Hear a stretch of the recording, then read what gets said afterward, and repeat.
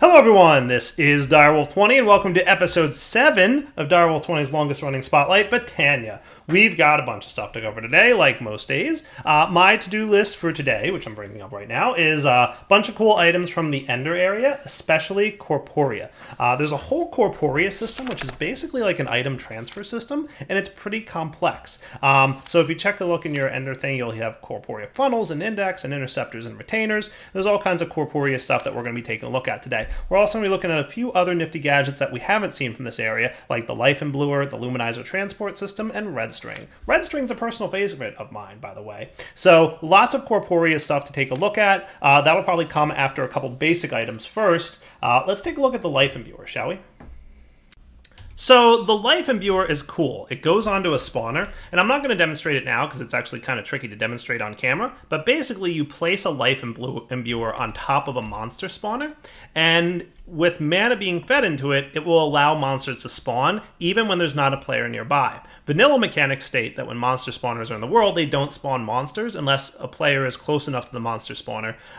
This kind of removes that limitation. It makes it so that monsters will always spawn even when the player is not nearby. So if you want to set up some kind of nifty mob spawning system, you can definitely do so even when you're not around. Pretty cool. It does require mana to keep this thing running though, so make sure to have a mana spreader there that's feeding mana into the device. Luminizers are pretty nifty devices, and they're a great way to get around town. Basically, you need some red string, which is made with pixie dust, redstone block string, and ender air. Sometimes you need a pumpkin, or maybe not. Up to you. The Luminizer is pretty neat. Basically, you place it in the world, and it has a range of about 20 blocks, and you can connect to Luminizers by using a wand of the forest in bind mode. Simply shift right click from one Luminizer to the next. Now, the order in which you do this is important because it'll basically transport you from one Luminizer to the next in the direction that you clicked. Cool. So you can see that this thing should be coming this way, and it'll work its way up here. And then we'll bind from here all the way up to a Luminizer, maybe up here. Cool. And we'll bind that. And we'll bind this one all the way over to here. And shift right click that guy. Neat. Now we can get rid of these platforms that we placed down temporarily. And we can now take this Luminizer Transport system and get around. Simply right click with the wand of the forest, and you'll be able to whoosh, be kind of teleported along these beams of light, and you'll make it to your destination. Note, however, that I said it's one way only. So if you right click on this side, it's not going to send you back. If you want, you can bind it in the other direction. It's totally doable to do that. Do note, however, this might cause a loop of sorts, so be aware of that possibility. Probably not what you want. So if you really want to have Luminizers going both directions along multiple lines, you're going to want to set them up properly. Detector Luminizers are pretty much the exact same thing as a normal Luminizer.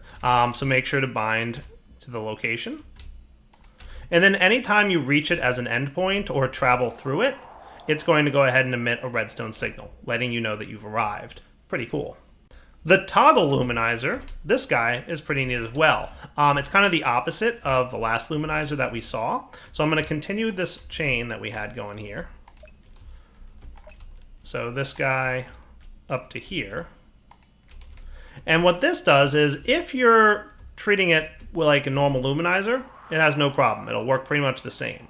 And note, by the way, you don't have to right-click with the wand of the forest to start the Luminizer. You can right-click with anything. If you have a redstone signal applied to the Luminizer, when the player is passing through the Luminizer, it's going to stop them on that point if a redstone signal is applied. Without the redstone signal being applied, the player will continue along as normal. Cool. Finally, there's the Fork Luminizer. This one's pretty cool. You bind it just like you bind other Luminizers. And when you head in the direction, or once you're riding the Luminizer rails, by default it's just going to send you along its normal path where it's bound to. However, if you have an animated torch nearby, and the animated torch is within a block or two above or below, the animated torch facing the direction that you want to go. So basically, we can shift right click this dude, to face him in that direction. Notice how the luminizer trail now goes that way. If he's facing a direction that doesn't have a luminizer, so in this case it's facing that way, if he's facing a direction that doesn't have a luminizer, he's going to proceed along his default route, which is the one that we bound manually. Okay. However, if the torch is facing a direction that does have a luminizer, when you ride the luminizer trail, it's going to head towards the luminizer that the animated torch is pointing at. Cool. Again, that torch needs to be a block above or below it. Next up is the Luminizer Launcher. You're going to want to place it adjacent to a luminizer. Any items that are on top of the Luminizer Launcher when it receives a redstone signal will be sucked up by the luminizer adjacent to it and sent along the pathways. Cool. And then it should basically wind up at the destination point here because the torch was still pointing in that direction. Neat, right?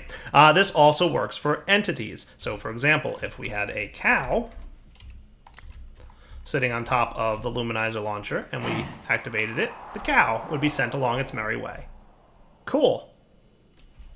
So as you can see, you can have a lot of fun with the Luminizer Transport system. Remember, you can use the animated torch and adjust its direction with certain attributes. So there's different ways to manipulate this animated torch. Pretty much you can create a whole transport system around your base using luminizers, and that could be a lot of fun. Red string is an interesting device. By itself, it does nothing, but it is a crafting component for both luminizers and a bunch of blocks called red string manipulating blocks. So they're red string spoofers and red string interceptors and red string neutrifiers and red string containers. We're going to take a look at what these do. If you read the lore entry, it says the gods tie a red string around the ankles of people who are supposed to affect each other's lives. Basically what this does is it creates blocks with the exquisite material, can face in all 6 basic directions and bind to the first available and compatible block they can find given a range. Cool.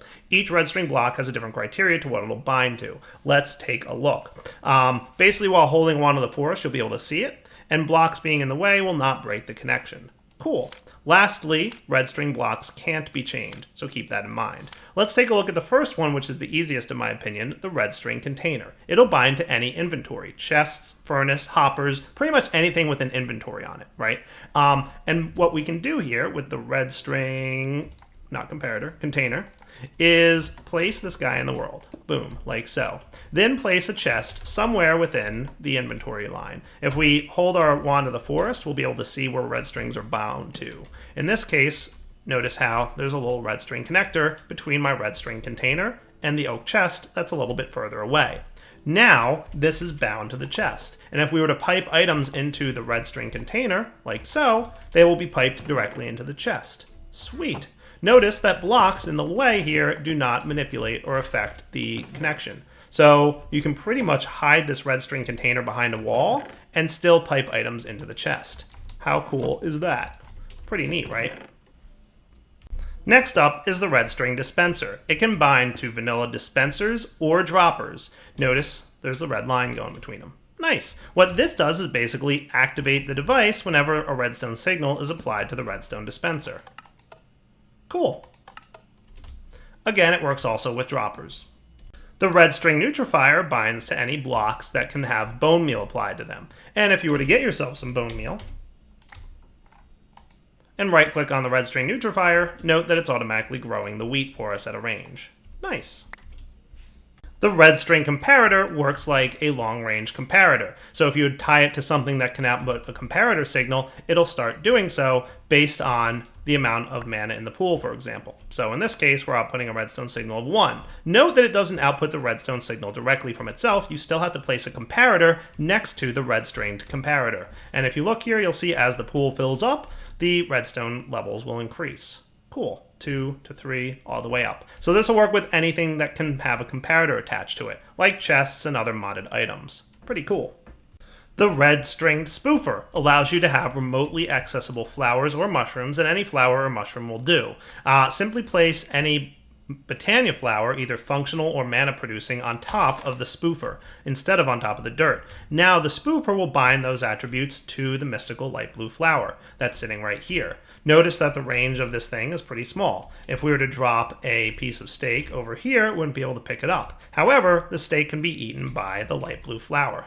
Neat. And you'll notice that this flower now gets the mana. Pretty cool. So the red string spoofer can basically have a remote flower, right? And that flower can be a mushroom or just a vanilla flower. Should pretty much work with anything. And you've got a neat way to have little remote access flowers from Botania. Finally, there's the red String Interceptor. This can be bound to pretty much any complex block in the game, including chests and furnaces and pretty much anything. What it does is when you right-click on that chest, it's going to emit a redstone pulse. Note that it's emitting from both this pulse and on the comparator side, so it doesn't require a comparator. It can actually access and emit its pulse just directly into the world. Pretty cool. This works for pretty much anything, so it doesn't have to be a furnace. It could be a petal apothecary. It could be whatever you want. And as long as it's being right-clicked on, so petal apothecary here, anytime you right-click on that block, it's going to emit a redstone signal from the red String Interceptor. Remember, this can be hidden behind walls, so don't forget that you can easily hide this red String Interceptor somewhere in your base where nobody would think to see it. And if you've got your petal apothecary here, you can detect when somebody's right-clicking on blocks in your base. Next up, let's take a look at the Corporeal System. This is a pretty complicated system, but it's an item management system that allows you to on-demand request items. You can also monitor how many of a certain type of item are available, and you can do a bunch of cool stuff with it. So let's take a look first at the basics of Corporeal. If you look in the Ender Artifact section, you'll see the basics of Corporeal. It basically works like the Spark system, where you can go ahead and put a bunch of sparks nearby, and they'll all connect to each other. These are Corporeal sparks, they're not regular sparks, okay? For a spark network to exist, there has to be one master Corporeal spark. So if you look up Corporeal in here, you'll see that there's a master spark, and there's a bunch of regular Corporeal sparks. The master one, you always have to have one. It should also be noted that the inventory underneath the master spark is not interacted with, okay? All these sparks are linked together because they all have the same color. By default, they're white. If you were to get some floral powder, so for example, purple, you'll notice that you can right-click the spark and change the little color on it. Now this spark is not linked to any others. And if we right-click on this guy, we'll see that it's not linked to this piece right here, okay? If we got another magenta guy here, like so, these two are now linked, but these guys won't be. And keep in mind, you'll have to have another master spark for these guys to be linked. If you want to get them back to their normal position, get them back to white, and now everybody should be linked again. Nice. So these all form a giant network of inventories. And to get another inventory added, just place another Corporeal spark on top of that inventory. If the network is colored, you need to color that spark as well. Now this inventory is part of the giant Corporeal network. Cool. The Corporeal system is a way of extracting items from a network of inventories. So all the inventories on this network currently form a system that you can extract from. It should be noted that there's no way to insert items via the Corporeal system. If you want to do that, use hoppers or some other item insertion method. And finally, just like regular sparks, these things do have a bit of a range limit, but if you have multiple sparks throughout the world, they can pretty much go, unlimited distance as long as you have a chain of sparks going, right? So a bunch of Corporeal sparks along the way, you could probably go all the way across the world if you wanted to, no problem. You just need to place sparks every so many blocks. So now that we've built a pretty simple system by placing one master spark and a couple other sparks on top of some inventories, this inventory has some items in it like stone and apples and oak wood. This inventory has items like buckets. One of the first items we'll take a look at is the Corporeal Crystal Cube. What you can do with this is place an item in the cube, and it'll tell you, by looking at it, how many of that item exist in the inventories. All of them. So if we were to take out a stack here, this cube is going to update. If we put another stack of apples in here, it'll go ahead and update. Across the entire inventory of chests, we have, you guessed it, 183 apples. Neat. If you left click on this block, it'll give you one of those items. Cool. If you shift left click, it'll give you a stack. Nice. Like I said, there's no way to insert items into the network of Corporeal. So the only thing you can do is extract items. Cool. Awesome. And again, to change the item that's sitting in there, just right-click with another item. Now we can see all the stone connected to all the Corporeal networks, and we can left-click to get more stone out. Pretty cool, huh? So that is how you can interact with the Corporeal Crystal Cube. Note that obviously you need to have a Corporeal spark sitting on top of the cube in order for it to work. The Corporeal Funnel is an interesting block. Basically, it allows you to automatically extract items from a network by giving it a redstone signal. Step 1 is to place a chest 1 or 2 blocks below. Note that vanilla chests can't be opened if there's a block above them, so 2 blocks below is probably the way you want to go. Then you're going to want to get an item frame, a vanilla item frame. Then place the item frame on the block. Cool. Now give the block a redstone signal after placing an item in the frame. So now we've got stone in there. We've got 64 plus 4 stone. Let's monitor it. We've got 68 stone, right, total. When we apply the redstone signal to the Corporeal Funnel, and we make sure that there's a Corporeal spark sitting on top of it, hello, we should be able to run. So by giving it a redstone signal, poof, it'll materialize 1 stone out of the Corporeal network. There's 67 remaining, and now there is a stone inside this chest. Click it again to get another one. An interesting fact is if you right-click the stone, the rotation affects how many you get. So 1 right-click will change it to give you 2 per pulse. Nice. Another right-click will give you 4. Another right-click will give you 8, etc., etc. 16, and all the way up. Pretty cool. 32, and up to a stack. Pretty cool, right? So a bunch of different ways to interact with these blocks. Pretty nice. So the Corporeal system here, you can see, it tells you all the way up to 64 items. It's a pretty neat way to get items out of your Corporeal network automatically with a redstone signal. Next up, we've got the most powerful part of the Corporeal Index system. This is the Corporeal Index. It is really pretty cool. Let's go ahead and take a look. When you approach the index, you'll see these little purple particle effects showing a small radius around the index. Any words typed into your chat box will be intercepted by the Corporeal Index and not sent to the world. So if you type a message here, anybody in the world will not see it. What it will do is intercept and try to find an item inside the network that will match your request. There are many ways to request items. So for example, if I was hungry and wanted an apple, I would just type apple. Boom, and it requests an apple for me. It tells me how many are remaining. 182, 1 taken. Nice. We can look in here and see that there's 182 apples remaining. If I wanted to get multiple apples, I could say 10 apples. Boom, and I get 10. Note that even though the item name is apple, it recognized that I said apples and said, yeah, he probably just pluralized it. Pretty smart, right? I can also say 10 apple, and it'll still give me 10 apples. Sweet. I could even ask for a stack of apples. Boom, and I got 64. Nice. Or I could just type, of course, 64 apple. Neat. I can ask for a stack and 10 apples, and I got 74. Haha, how cool is that? There's a lot of things that you can ask for. Flip through the book for an example of all the different things you can say, but you can see that you can do apples, you can prepend or append a query with a dot, a tilde, a plus, or a question mark, and that'll change equals to contains. So, you know, if I, for example, wanted to find apple dot, it'll find an apple just by APP. Otherwise, APP by itself would not do anything. It didn't find it. So by doing APP with dot, or APP plus, I think was an option, or APP question mark, it pretty much says, yeah, I know you're trying to find something that starts with APP. Pretty cool, right? You can also use the this command. So if you just have an item in your hand, like I have stone currently, and say this, it'll say, oh, you want stone. Cool. And you can obviously do that for apples too, if you want. So if I can get myself an apple, and then in my hand I have an apple and type this, I'll get another apple as much as I want. And I can, of course, do 10 of this, or 10 this. Boom. Again, flip through the Corporeal Index. There's a lot of examples of commands you can give it. I'm not going to go through every command, but there's a lot of things you can type, and it'll request them all. You can say all or every, and it'll just give you every item that you got. You can also do count, show, display, or tell. So if I did count apple, boom, it'll say it's basically requesting 0. Or show apple, same thing. It'll tell you how many are there and take 0. The Corporeal Interceptor is an interesting block. If you place an item frame on there and specify which block to intercept your request of, it will emit a redstone signal if you try and take something out that doesn't exist. So for example, oak wood planks, it emitted a redstone signal there because I don't have any oak wood planks in the system. What a bummer.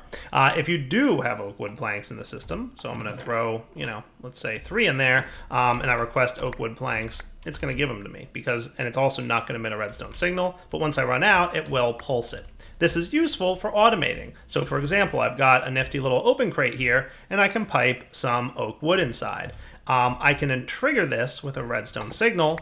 The dispenser has a wand of the forest, and we remember from our crafty crate that when we hit this thing with a wand of the forest, it's going to craft the oak wood planks and drop them into the inventory below. Cool, right?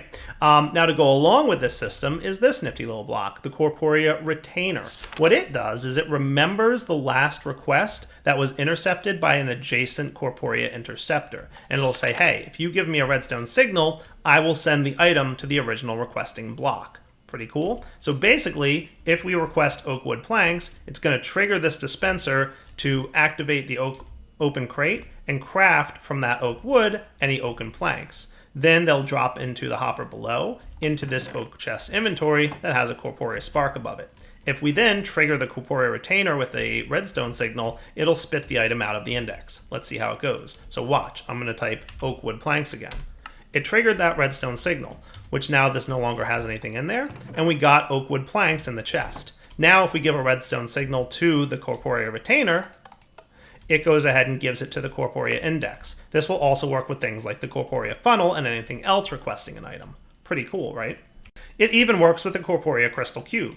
Cool. So if we were to place another oak wood in here, and we requested oak wood planks from the Corporeal Crystal Cube, notice how that updated to 4 now. And then when we give a redstone signal over to the lever, it can spit that item out. So if we fully automated this and triggered some way to, give a redstone signal to the Corporeal Retainer shortly after doing the request, we could automate crafting with the Corporeal system. Pretty neat, right?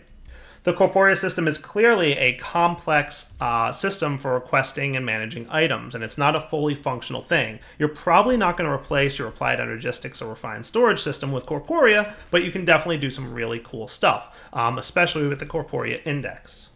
And with that, guys, I think we need to wrap up part 7 of the Botania Mod Spotlight. I have some more things to cover, but I don't think I'll be able to fit them all into this episode. So part 8 will wind up covering relics and other items. So there's a bunch of cool relics that you get from the Ritual of Gaia. We'll cover some of those. And we'll discover some other nifty gadgets and creations that we haven't taken a look at yet. There's just a couple neat things to see.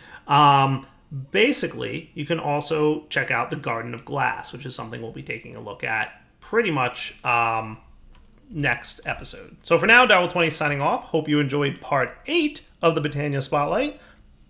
Right? No, 7. Yes. I don't know. I'm losing track of how many of these videos I did. But we'll be back next time with part 8, which will be the final episode for sure. All right. Darwell20 signing off. Take it easy.